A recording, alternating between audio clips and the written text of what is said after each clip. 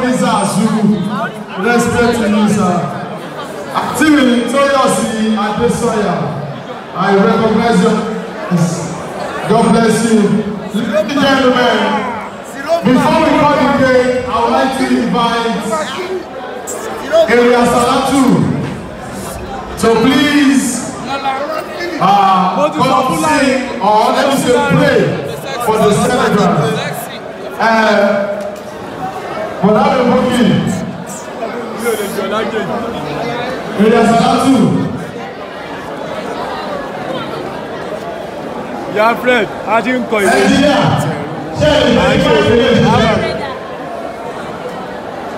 I know what.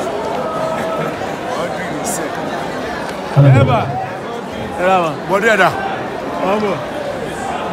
I think it is Area Salatu, Emma Bonoke. Area Salatu, Emma Bonoke. But now, good.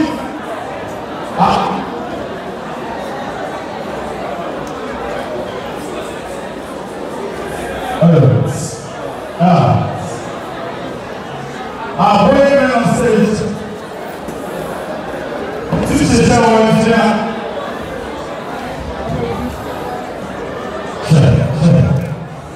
hello.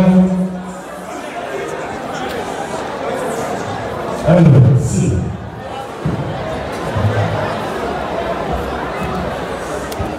Salatu.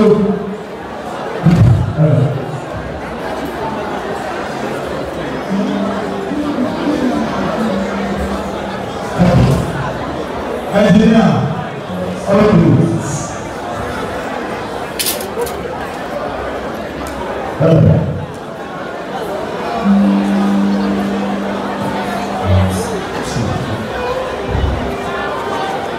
Please say your name. Pressure. Hello, sir. Hello.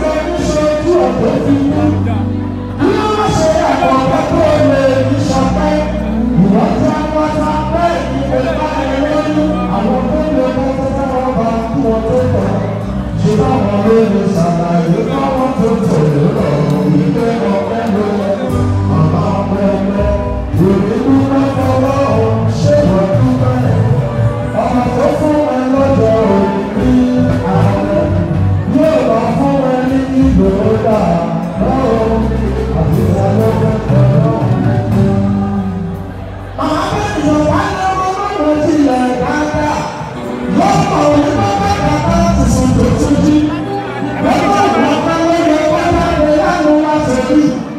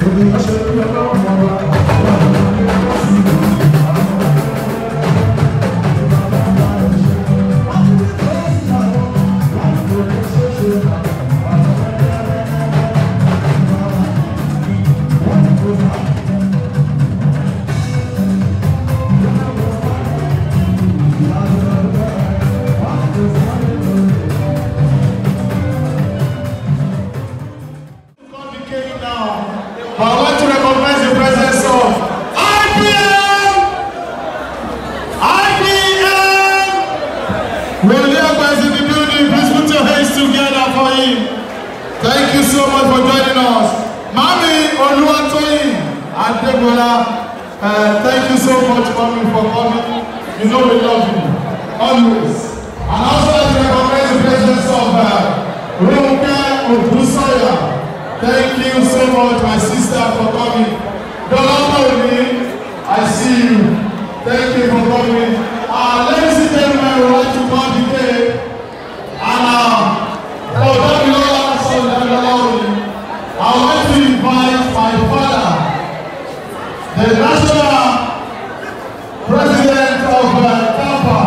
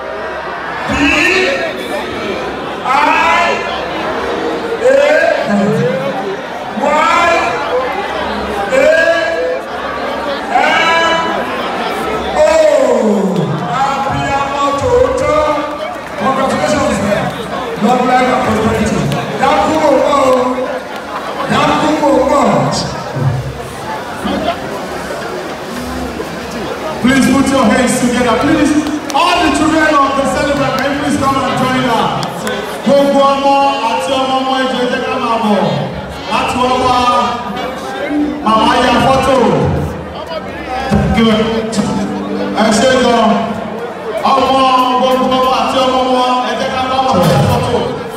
thank you very much to the legend, the president of Tampa. Decorator! Where is the decorator? The legendary Dele Ogunle, the lead Jamaica Quadri, and the lead Marvel Olaya Igwe. Thank you very much for that. William, please. Pastor Chico, where are you? Pastor Chico. Ẹjọ́ ọmọ ẹjọ́ ìjẹ́kí.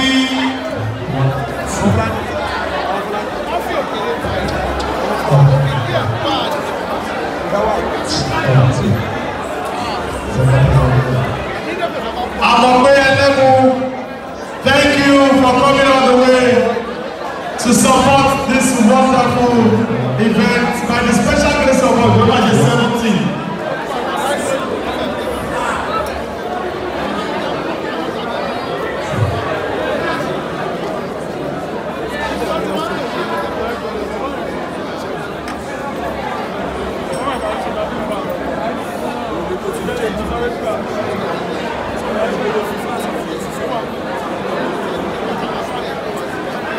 Honorable Femi Adebayo, please, your attention is needed here. Honorable Femi Adebayo, your attention is needed. The National President of AFRIMEC.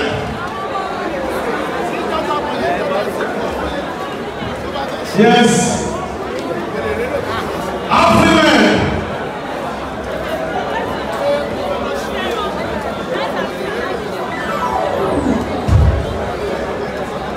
Okay.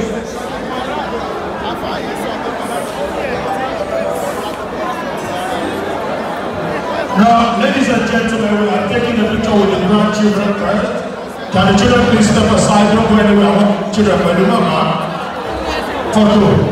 I want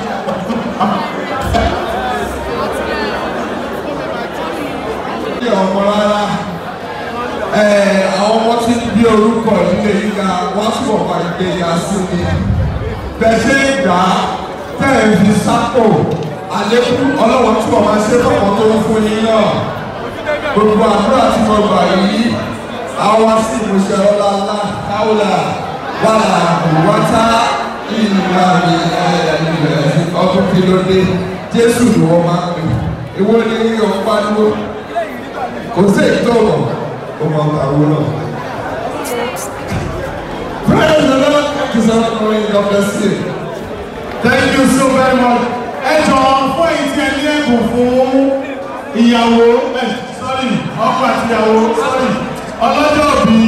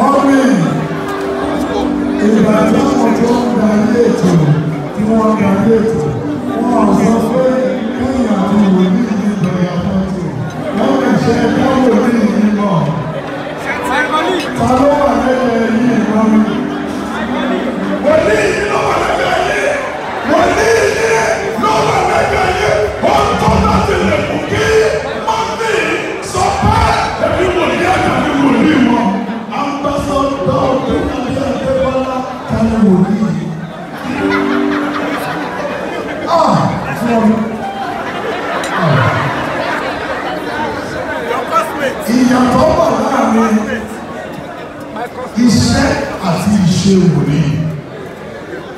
Ẹ wá ẹbí àkóso ẹbí agbára ẹbí àkè ẹ̀yà ó tó ti bẹ́ẹ̀ yọ ó ti bẹ́ẹ̀ yọ ó ti bẹ́ẹ̀ yọ. Praise God. Mo dúpẹ́ lọ́wọ́ Ọlọ́run torí pé ó wà ní lónìí fún mi fìlà tẹ̀ ọ́ ní ìta. I want to stand on the existing protocol. We are here to celebrate tomorrow. I've seen a lot of my fathers and brothers in the house. I'm humble and honored to stand before you today. Only the moment I appreciate me. Only Olúwa ni yóò di ìgbẹ́.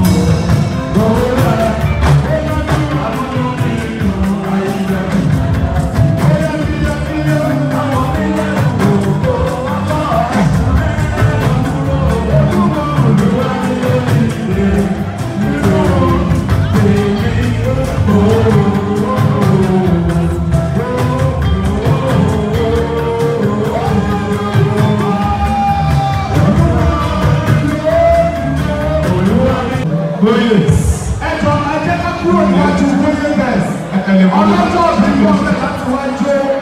Ẹjọ́ ẹnìwọ̀n tàbá ti rí bẹ́ẹ̀, a máa ń gẹ́gẹ́ bí olè ní o. Àádọ́ mi, wọ́n lọ sí ìjìyà lọ́wọ́ fọ́tò pìlásì. Yóò bá bẹ̀rẹ̀ lọ́wọ́ bẹ́ẹ̀. Mọ́mí, ọlọ́jọ́ mi, àgbẹ̀ bẹ̀rẹ̀ lójú àgbo. Bọ́lọ́dún, ẹjọ́ ní mọ́mí láti lọ sí. You are the new Arsenal of the year. Nípa nígbà ìmọ̀ tí Jésù máa fi dé Chelsea níbo ẹ̀mí wọn fẹ́ kọ́. Ẹjọ́ fojú kan ní àbí tí káàdì ọ̀la fẹ́ má sọ̀rọ̀ pa. Tẹ́lẹ̀ bá lé káàdì ọ̀la fún òbí ṣáàtì àti má tàbí ẹ̀yìn.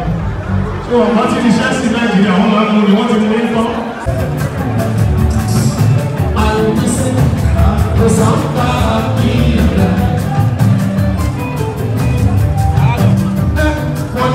Many things you don't do for me.